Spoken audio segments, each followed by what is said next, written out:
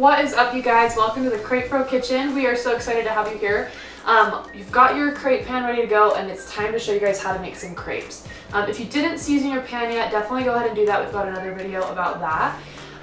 But I am just going to share with you guys all of our tips and tricks that we would love to share with you if you were able to come to our home.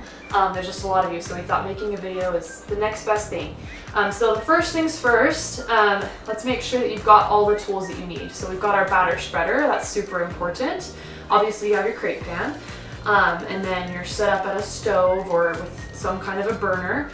And then we've got the spatula, which we also include in your kit. I always have a plate next to me for my finished crepes. We've also got some crepe batter pre-made. We put it in here that's easy to pour. You can leave it in your blender, whatever is most convenient. Just make sure your crepe batter has chilled for 20 to 30 minutes minimum, and that'll help to make making the crepes a little easier. And then I usually, even though your pan is seasoned, I'll usually just spray a little bit of nonstick spray on the first time around making crepes. And then after that first crepe, you should be okay for the rest of the time that day.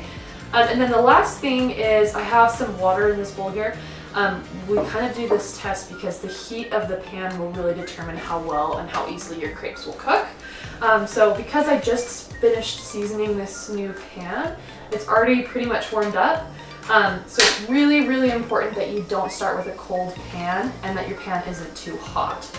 So I've got my pan on medium-low heat, and I can feel right now that it's pretty warm.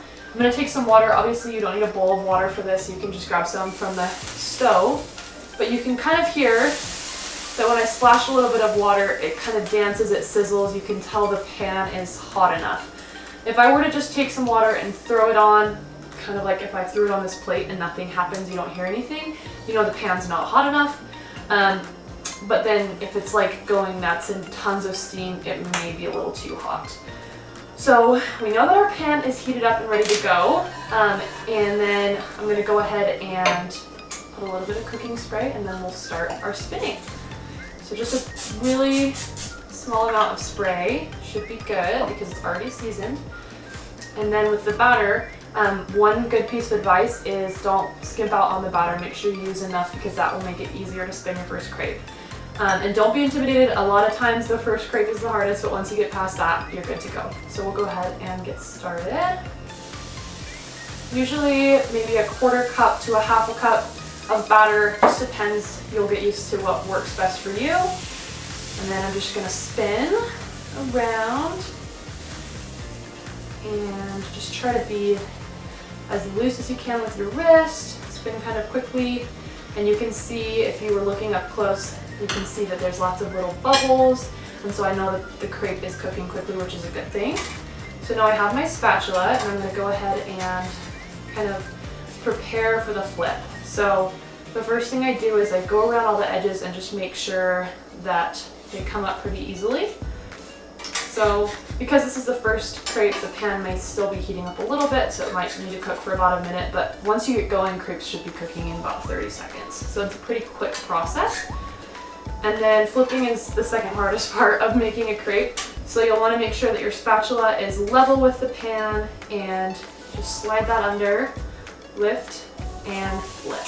And you'll notice I kind of rotated my spatula rather than just trying to do it all in one big motion. That kind of makes it a little bit easier, but you'll find what works best for you. Just play around with it. You can hear it's cooking, it's sizzling, you can see a little bit of steam coming up. That's a good thing. And really the crepe is cooked at this point. If you want to be fancy, you can throw on some Nutella or different toppings while it's cooking. They do that a lot in France. Or you can just make a stack and then serve them all at once. So we'll do one or two more really quickly. So once again, we've got our pan is nice and heated. We're going to go ahead and pour a decent amount of batter. I would say it's about 4 or 5 inches in diameter, this circle.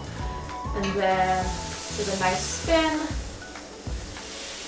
A lot of people, when they're first spinning a crepe, will go like this, or they'll push it like this, or they start on the outside of the pan and stay on the outside.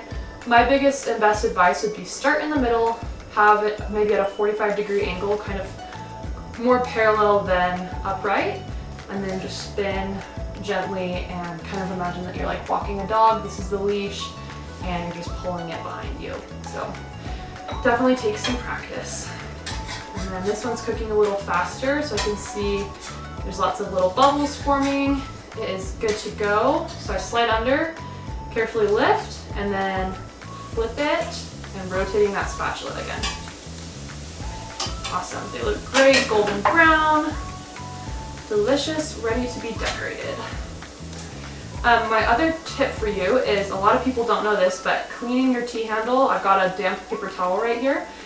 Cleaning your tea handle or batter spreader after each use definitely helps, because if the batter clumps up on the batter spreader, it's going to give you a hard time and you'll get little holes or rips in your crepes as you're spinning them. So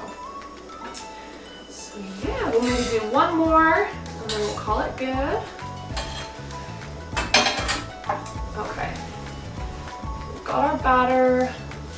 We'll do a big one this time. I'll show you that it's not that big of a deal. If you get a little extra batter, it'll just be a little thicker.